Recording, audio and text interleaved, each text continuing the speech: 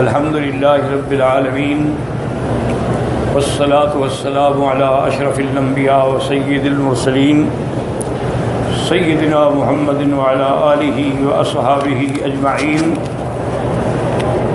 اللهم صل على سيدنا محمد وعلى آل سيدنا محمد كما صليت على إبراهيم وعلى آل إبراهيم في العالمين إنك حميد مجيد.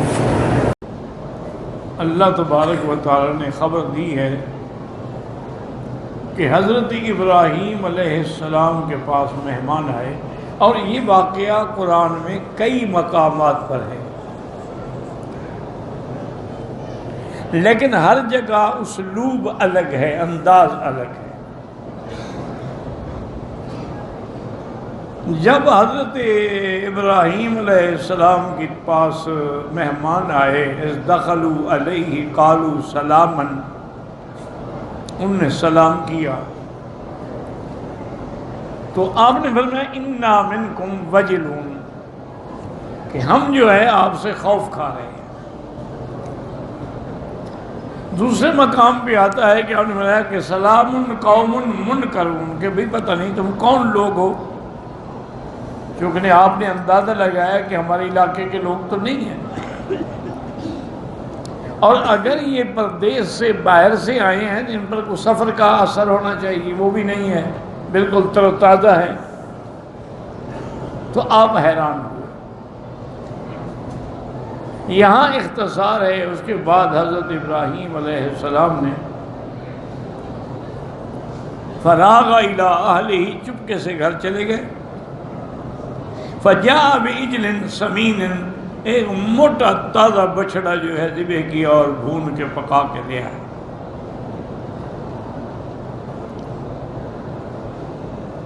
اب جب آپ آ کے مہمانوں کے سامنے رکھا، دیکھا کہ مہمان تو چپ کر کے بیٹھے ہوئے، کوئی ہاتھ ہی نہیں بڑھا تھا کھانے کے لیے۔ فلما رأى أيديهم لا تصل إليه، کہ ان کے ہاتھ ہی نہیں بڑھ رہے، وہ کھاتے ہی نہیں، کیوں چپ کر کے بیٹھے ہوئے ہیں؟ فأوجس منهم خیفہ، اب ان کے دل میں خوف پیدا ہوا ابراہیم علیہ السلام کے کہ یہ دوست نہیں ہو سکتے، دوست تو کبھی کھانے سے انکار نہیں کرتا، دوست اگر دوست کے گھر میں آئے تو کھانے سے انکار کیوں کرے گا وہ؟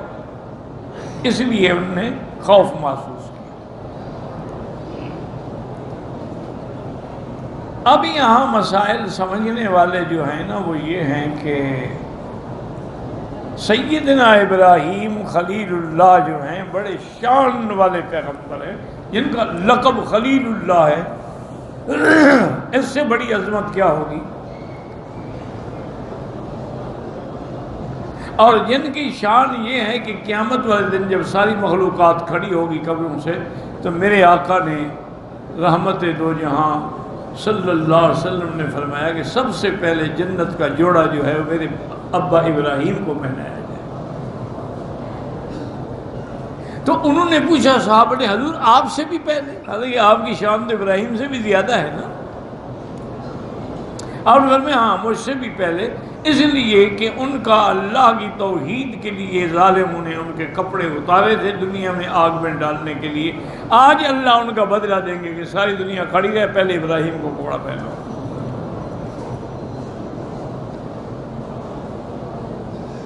تو اب ایک بات کو سمجھنے کی کوشش کی، اتنا شان والا پیغمبر، اور پھر صرف خود پیغمبر نہیں، ابو الانبیاء ہیں، یعنی آپ کی اولاد میں حضرت اسماعیل بھی نبی، حضرت اسحاق بھی نبی، اسحاق کا بیٹا حضرت یعقوب بھی نبی، حضرت یعقوب کا بیٹا یوسف بھی نبی، یہاں سب نبی ہیں، اور آپ ابو الانبیاء ہیں۔ لیکن اگر علم غیب ہوتا تو وہ ڈرتے کہ یہ کون مہمان ہے۔ اگر انہیں علم غیب ہوتا کہ یہ فرشتے ہیں تو فرشتوں کے لیے کھانا پکا کے لے آئے تھے، وہ نہیں جانتے تھے کہ فرشتے تو کھانے سے پاک ہوتے۔ یعنی اتنے نصوص موجود ہیں، پھر بھی نعوذ باللہ آدمی یہ دعویٰ کرے کہ انبیاء کو علم غیب ہے یا اولیاء کو علم غیب ہے، تو اس سے بڑی زیادتی پھر کیا ہے؟ ایک ہے کسی غیب کے بارے میں اللہ خبر دے دے، یہ الگ بات ہے، انبیاء کو بھی دے دیتے ہیں، اولیاء کو بھی دے دیتے ہیں۔ اطلاع علی الغیب، اظہار عن الغیب، اخبار عن الغیب، انباء عن الغیب، لیکن علم غیب اللہ کے سوا کسی کو نہیں،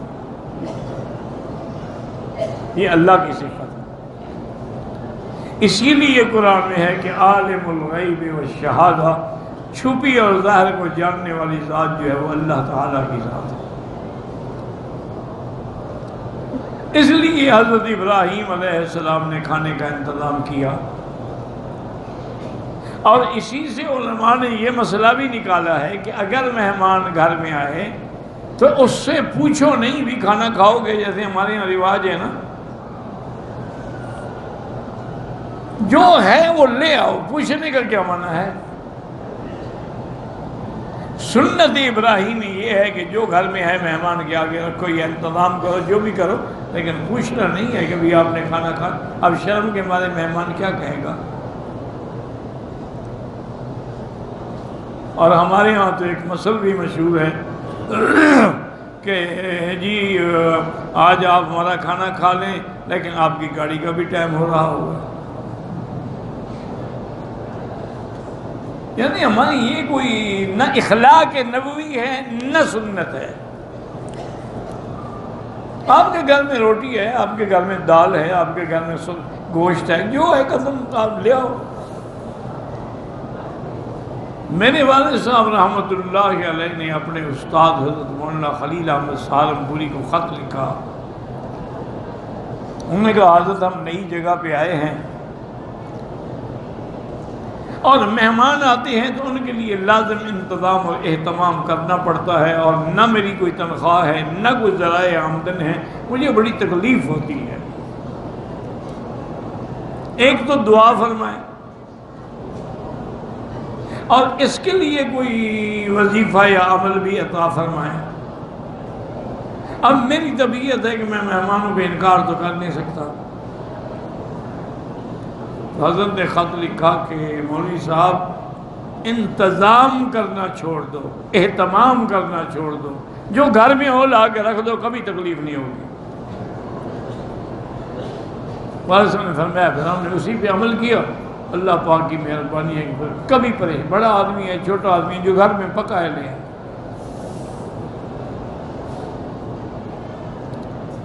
اب جب انہوں نے کھانے کی طرف ہاتھ نہیں بڑھائے، اپنے ان کے ہاتھ ویسے رکے ہوئے ہیں، فلما رأى أيديهم لا تصل إليه نكرهم، ان کو اوپرا سمجھا، فأوجس منهم خیفہ، تو انہوں نے کہا لا تخف، آپ نہ گھبرائیں حضرت، کیوں پریشان ہو رہے ہیں؟ انا رسول ربک، ہم تو تیرے رب کے بھیجے ہوئے فرشتے ہیں، ہم انسان تھوڑے ہیں، ہم تو کھانے سے پاک ہیں۔ اور یہاں بھی انہوں نے یہی فرمایا کہ لا توجل، آپ خوف نہ کریں، انا نبشرک بغلام علیم، ہم آپ کو خوشخبری دیتے ہیں کہ اللہ آپ کو بیٹا دیں گے، اور لڑکا بھی ایسا دیں گے کہ علم والا، شان والا، بغلام علیم۔ لفظ غلام جو ہے نا، اب دیکھیں قرآن میں صرف یہ لڑکے کے لیے استعمال ہوتا ہے، لیکن ہمارے ہاں غلام تو نوکر کو بھی کہتے ہیں، عبد کو بھی کہتے ہیں، لیکن قرآن کی لغت میں کہ انا نبشرک بغلام، لڑکے کی خبر دے رہے ہیں۔ انا یکون لی غلام،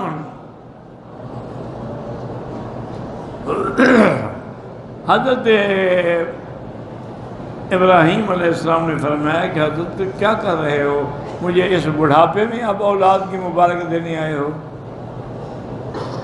جب میں بوڑھا ہو گیا۔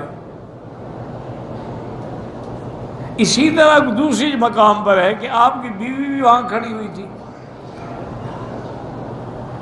تو وہ بھی حیران ہو گئی، کہنے لگی عجیب بات ہے،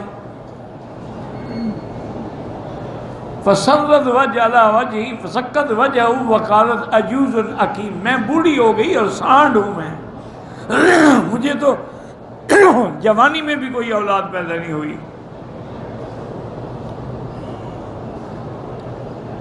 اب آپ مجھے، اور میرا خاوند بھی بوڑھا ہے، وہ بھی اس کی عمر بھی گزر گئی ہے اس سے. تو اللہ کے فرشتوں نے کہا تعجبین من امر اللہ، اللہ کے حکم پر تعجب کر رہی، عجیب بات ہے. رحمت اللہ علیکم وبرکاتہ، اور تم تو اہل بیت نبی ہو، اللہ کے احکام پہ تعجب کرے. اللہ قادر ہے، بڑھاپے میں دے دے، جوانی میں دے دے، نہ دے. کتنے نوجوان جوڑے ہیں اولاد نہیں، کتنے لوگ ہیں بڑھاپے میں پہنچ گئے اور اولاد پہ اولاد ہو رہی ہے ہر سال. یہ اللہ کا نظام ہے، اس میں کوئی دخل نہیں دے سکتا. تو اللہ کے فرشتوں نے کہا کہ بشرناک بالحق، ہم نے تمہیں سچی خبر دی ہے، سچی خوشخبری دی. فلا تکن من القانتین، اللہ کی رحمت سے نا امید ہو رہے ہو. حضرت ابراہیم علیہ السلام نے فرمایا کہ وَمَن يَقْنُطْ مِن رَحْمَتِ رَبِّهِ إِلَّا الضَّالُّونَ، اللہ کے بندو، اللہ کی رحمت سے تو وہی نا امید ہوتے ہیں جو گمراہ ہوتے ہیں. مومن کیسے نا امید ہو سکتا ہے؟ اب ان نے دوسرا سوال کیا،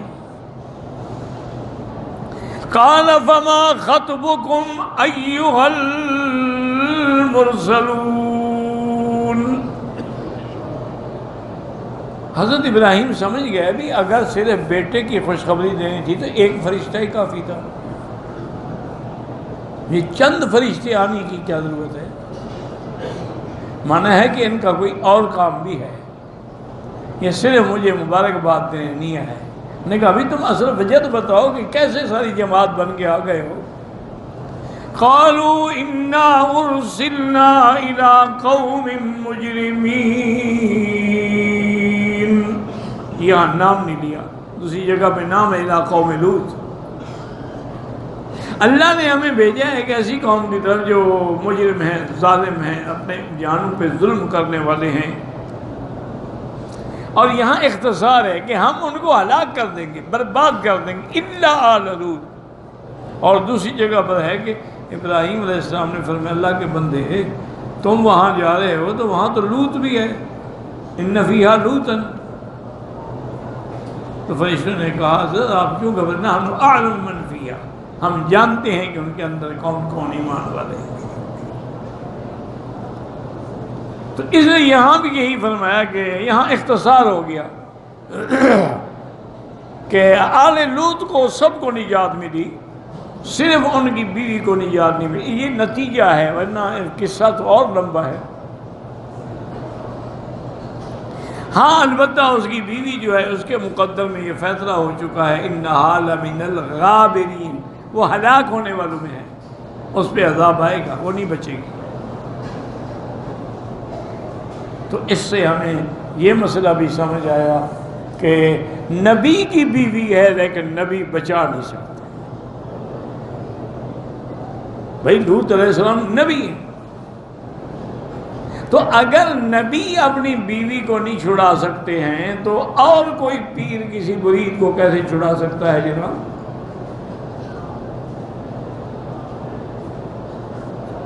اسی طرح اللہ نے دوسرے مقام پہ بھی فرمایا ہے، اللہ نے بطور مثال ذکر فرمایا ہے کفر امرأۃ نوح وامرأۃ لوط. حضرت نوح کی بیوی بھی کافرہ، لوط علیہ السلام کی بیوی بھی کافرہ.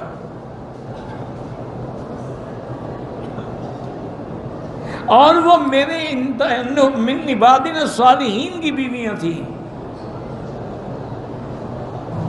اللہ نے قرآن میں ذکر کیا ہے وَضَرَبَ اللَّهُ مَثَلًا لِّلَّذِينَ كَفَرُوا امْرَأَتَ نُوحٍ وَامْرَأَتَ لُوطٍ كَانَتَا تَحْتَ عَبْدَيْنِ مِنْ عِبَادِنَا صَالِحَيْنِ فَخَانَتَاهُمَا فَلَمْ يُغْنِيَا عَنْهُمَا مِنَ اللَّهِ شَيْئًا قِيلَ ادْخُلَا النَّارَ مَعَ الدَّاخِلِينَ. وہ دونوں کافر تھی، انہوں نے خیانت کی. یاد رکھو نبی کی بیوی کافرت ہو سکتی ہے لیکن بد کردار نہیں ہو سکتی. خیانت یہی کی کہ انہوں نے ایمان کے بجائے کفر کیا، اور دوسری خیانت یہ کی کہ وہ جا کے اپنی قوم کو بتلاتی تھی کہ لوط کے گھر میں مہمان آئے ہوئے ہیں. اور اس کی قوم جو ہے وہ لڑکوں سے بدفعلی کی بیماری میں مبتلا تھی۔ یہ اتیان الذکور اور وطی الذکور جو ہے یہ سب سے پہلا گناہ قوم لوط نے کیا ہے، اس سے پہلے یہ نہیں تھا۔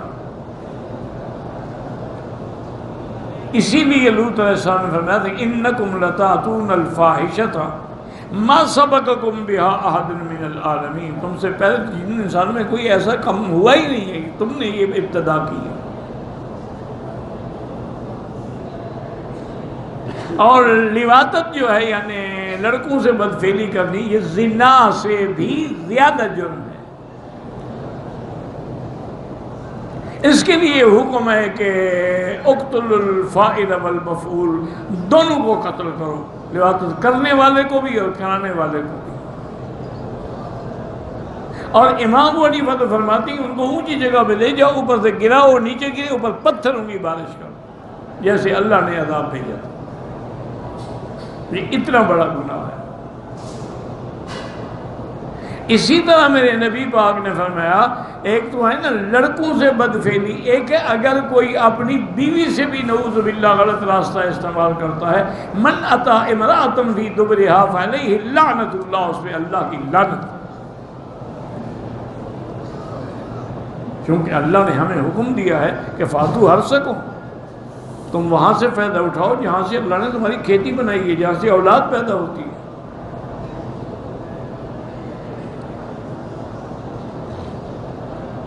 لیکن یہ وبا اتنی عام ہو گئی ہے دنیا میں، انا للہ و انا الیہ راجعون، بلکہ امریکہ کے کچھ اسٹیٹس میں تو لڑکوں کی آپس میں بھی شادی ہوتی ہے۔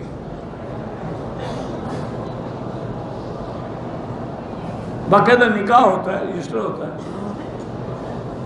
پادری صاحب نکاح پڑھاتے ہیں۔ اچھا اسی طرح لڑکی کا لڑکی سے بھی نکاح ہوتا ہے۔ یہ سب غیر فطری معاملات ہیں۔ انجام کیا ہوتا ہے؟ ایڈز، ایسی بیماری کہ جس کا دنیا میں علاج کوئی نہیں۔ یہ بیماریاں اسی لیے پیدا ہوئی ہیں، غلط استعمال کرنا عورتوں کو، جانوروں سے بدفعلی کرنی، جانوروں سے بدفعلی کرانی، کتوں سے، ریچھوں سے، بندروں سے، نتیجہ یہ نکلا کہ یہ بیماری پیدا ہوئی۔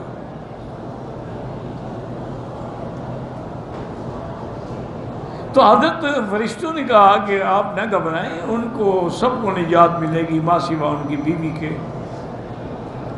فَلَمَّا جَاءَ آلَ لُوطٍ الْمُرْسَلُونَ، اب وہ فرشتے جب آئے لوط علیہ السلام کے پاس، قَالَ إِنَّكُمْ قَوْمٌ مُنْكَرُونَ، بھئی تم کون ہو؟ قَالُوا بَلْ جِئْنَاكَ بِمَا كَانُوا فِيهِ يَمْتَرُونَ، انہوں نے کہا کہ ہم آئے ہیں اس بارے میں بِمَا يَمْتَرُونَ، جس میں شک کر رہے ہیں، یعنی عذاب و ہلاک کے بارے میں۔ ان کو شک تھا کہ ہم پر کوئی عذاب نہیں آئے گا۔ وَأَتَيْنَاكَ بِالْحَقِّ، اللہ کے حکم سے آئے ہیں، وَإِنَّا لَصَادِقُونَ، اور ہم سچے ہیں۔ یہاں بھی اختصار ہے، تقدیم تاخیر بھی ہے، اختصار بھی ہے، یہ انداز بلاغت ہوتا ہے، کبھی مقدم کبھی مؤخر۔ ورنہ یہ ہے کہ جب حضرت ابراہیم کے پاس مہمان آئے حضرت لوط علیہ السلام کو، آپ گھبرا گئے۔ ان کی بیوی نے جا کے بتا دیا، اب ان کی ساری قوم کے وہ جو اوباش اور آوارے تھے نا جی، سب کٹھے ہو گئے اور لوط علیہ السلام کے گھر کو گھیر دیا کہ یہ مہمان ہمارے حوالے کرو۔ ان نے تو ایسے لڑکے دیکھے نہیں تھے نا دنیا میں، وہ تو فرشتے تھے۔ وہ تو حیران ہو گئے کہ یہ ہیرے کہاں سے اتر آئے ہیں بھائی۔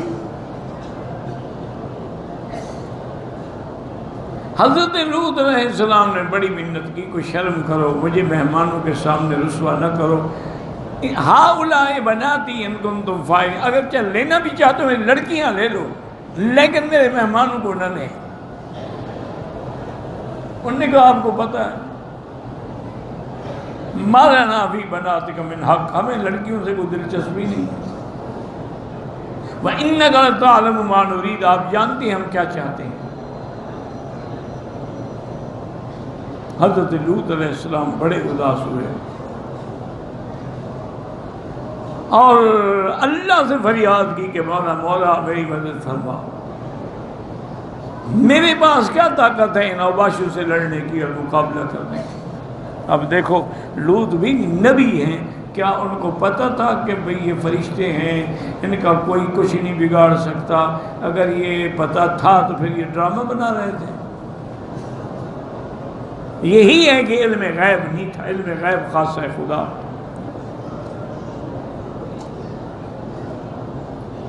اب اس قوم نے جب حد سے زیادہ گزرنے لگے نا، اور لوط علیہ السلام کی گھبراہٹ بھی انتہا کو پہنچ گئی، تو انہوں نے کہا کہ قالوا یا لوط انا رسل ربک، ہم تیرے رب کے فرشتے ہیں، لن یصلوا الیک، ہمیں کیا پکڑیں گے، یہ تمہیں بھی ہاتھ نہیں لگا سکتے، ہم تو اللہ کے فرشتے ہیں، ہم بندے تھوڑے ہیں، بس تم اب رات کو اپنے گھر والوں کو لے کے نکل جاؤ اس بستی سے۔ اس لیے حکم ہے کہ جس بستی میں اگر گناہ پھیلا ہوا ہے تو نکل جاؤ، چھوڑ دو اس کو۔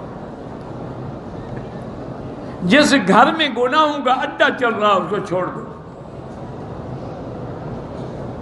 اگر کسی کرائے کے مکان میں رہتے ہیں اور دوست جو ہے وہ شطرنج کھیلتے ہیں، گندی فلمیں دیکھتے ہیں، ٹی وی دیکھتے ہیں، نعوذ باللہ چرس پیتے ہیں، بھنگ، چھوڑ دو اس جگہ کو، ورنہ تمہیں بھی اتنی ہی سزا ملے گی جتنی ان کرنے والوں کو ملے گی۔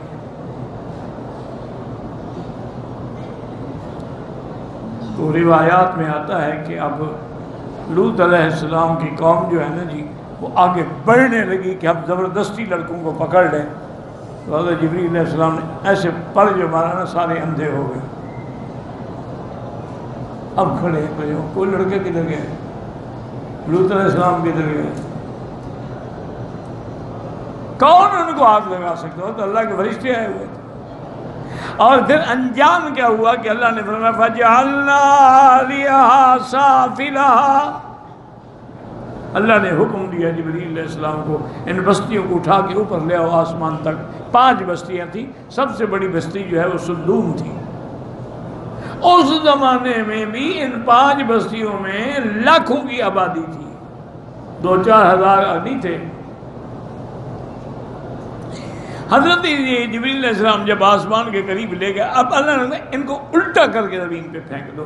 یہ بھی لڑکوں کو الٹا کر کے بدفعلی کرتے تھے، ہم بھی ان کو وہی سزا دیں گے۔ جب آسمان سے الٹا کر کے پھینکا جائے، کوئی بچے گا؟ نہیں، ہم تلنا علیہم حجارۃ، ان پر جہنم کے پتھروں کی بارش بھی کر دو۔ نتیجہ یہ نکلا کہ کچھ بھی باقی نہ رہا۔ آج بھی وہ جگہ موجود ہے، آج جس ملک کو اردن کہتے ہیں نا، وہ جگہ آج بھی اردن میں موجود ہے جہاں عذاب آیا تھا۔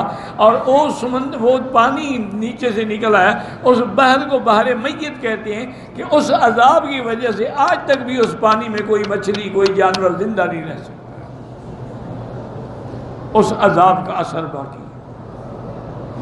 اور یہ بھی صحیح روایات میں ہے کہ جب عذاب اترا تو قوم لوط کے کچھ بندے باہر گئے ہوئے تھے، تو پتھر ہوا میں کھڑے رہے، جب وہ واپس آئے تو پتھر پھوڑ رہا، کیونکہ اللہ نے ہر پتھر پہ اس کا نام لکھا ہوا تھا۔